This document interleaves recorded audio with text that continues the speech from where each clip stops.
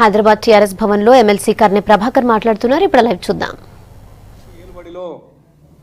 అదే కాదు, మీరు ఏలినటువంటి 10 సంవత్సరాల కాలంలో సిటీ లైట్ హోటల్లో దాదాపు 20 మంది కార్మికులు చనిపోతే, 20 మంది అక్కడ ఉన్నటువంటి వాళ్ళు చనిపోతే, అందులో కొంతమంది హోటల్ కార్మికులు, టీ తాగడానికి వచ్చినటువంటి వాళ్ళు అనేక మంది చనిపోతే, అది నడి రోడ్డు మీద ఉన్నట్లయితే ప్రజలు సంచరించేటువంటి ప్రాంతంలో ఉంటే కనీసం పట్టించుకున్నటువంటి మీరు అది కూలిపోయిన తర్వాత కనీసం ఆ సిటీ లైట్ హోటల్ కూలిన తర్వాత సందర్శించడానికి వెళ్ళినరా అనేటువంటి విషయాన్ని ఈ సందర్భంగా ప్రజలు అడుగుతున్నారు, మేము అడుగుతున్నాం.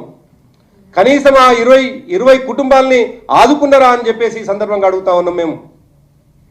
ఇవాళ నానక్రామ్గూడలో జరిగినటువంటి సంఘటనకు వెంటనే కుటుంబానికి 10 లక్షల ఎక్స్గ్రేషియా ప్రకటించింది ప్రభుత్వం. ఆ కర్మలకు వెంటనే ఆ ఖర్చులకు మనిషికి 20,000 రూపాయల చొప్పున ప్రకటించింది ప్రభుత్వం. కుటుంబ సభ్యుల్ని బస్సు ఏర్పాటు చేసి వాళ్ళ ప్రాంతానికి పోయే పని చేసింది ప్రభుత్వం. అదే కాదు, చివరి నిమిషం వరకు కూడా అక్కడే 2 రోజులు పురపాలక శాఖ మంత్రి కేటీఆర్ గారు అక్కడే ఉండి కంప్లీట్ చర్యలు తీసుకున్న తర్వాతే అక్కడి నుంచి రావడం జరిగింది. ఇంత బాధ్యతగా వ్యవహరించింది ప్రభుత్వం, ముఖ్యంగా రాష్ట్ర మంత్రి గారు. అదే కాదు, ఆ కట్టడాలకు బాధ్యులైనటువంటి 2 అధికారులను సస్పెన్షన్ వేయడం జరిగింది. అంతకే సరిపుచ్చుకోకుండా నవీన్ మిట్టల్ గారు అనేటువంటి ఒక ఐఏఎస్ అధికారిని విచారణాధికారిగా వేస్తూ 15 రోజుల్లో విచారణ జరిపించి మరి దాని నివేదిక ఇవ్వమని చెప్పేసి కోరింది. అంత బాధ్యతగా ఈ రాష్ట్ర ప్రభుత్వం వ్యవహరిస్తే మీరు రాజీనామా చేయమని చెప్పేసి మాట్లాడతారు. రాజీనామా చేయాల్సినటువంటి సందర్భమే వస్తే ఈ రాష్ట్ర ప్రభుత్వం, ముఖ్యంగా ఈ రాష్ట్ర ముఖ్యమంత్రి గారు అనేక సందర్భాల్లో చెప్పడం జరిగింది, మేము ఎత్తుకున్నటువంటి బాధ్యతలు మేము నెరవేర్చినప్పుడు, మేము చెప్పినటువంటి మాటలు అవి తీరనప్పుడు తప్పకుండా మేమే తప్పుకుంటామని చెప్పేసి అనేక సందర్భాల్లో చెప్పిండ్రు. అదేవిధంగా మిషన్ భగీరథ ఒకవేళ మేము కంప్లీట్ చేయకపోతే మేము ఓట్లు అడగమని చెప్పినటువంటి చరిత్ర రాష్ట్ర ముఖ్యమంత్రి గారిది. మీ దగ్గర మేము నీతులు నేర్చుకోవాల్సింది. మీ నీతులు చూస్తే సిగ్గేస్తా ఉంది. ఆ సిగ్గుకే సిగ్గు అనిపించేటువంటి మాటలు మాట్లాడుతున్నటువంటి మీరు ఇవాళ రాష్ట్రంలో జరుగుతున్నటువంటి ప్రతి అభివృద్ధి సంక్షేమ పథకాలని అడ్డుకునే ప్రయత్నం చేస్తూ ఉన్నారు. మీరు చేసినటువంటి ఘనకార్యం వల్ల 60 సంవత్సరాల దరిద్రం పట్టింది తెలంగాణ ప్రాంతానికి. ఈ 60 సంవత్సరాల దరిద్రం పోవాలంటే 2.5 సంవత్సరాలు సరిపోదు.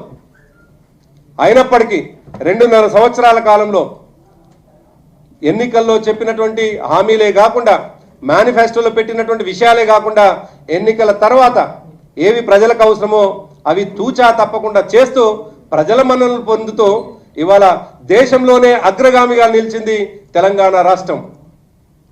ఇవాళ దేశంలోనే అనేక ఏ రాష్ట్రాలు ఎదుర్కోనని సవాళ్ళు ఎదుర్కొంటున్నది, ఏ రాష్ట్రం ఎదుర్కోనన్నటువంటి ఛాలెంజెస్ ముందు పెట్టుకొని పనిచేస్తున్నటువంటి ముఖ్యమంత్రి గారి పట్ల మీరు పిచ్చి పిచ్చిగా మాట్లాడితే ఎట్టి పరిస్థితుల్లో కూడా టీఆర్ఎస్ పార్టీ ఊరుకోదు. మీరు చేసినటువంటి బండారం బయట పెడుతుంది.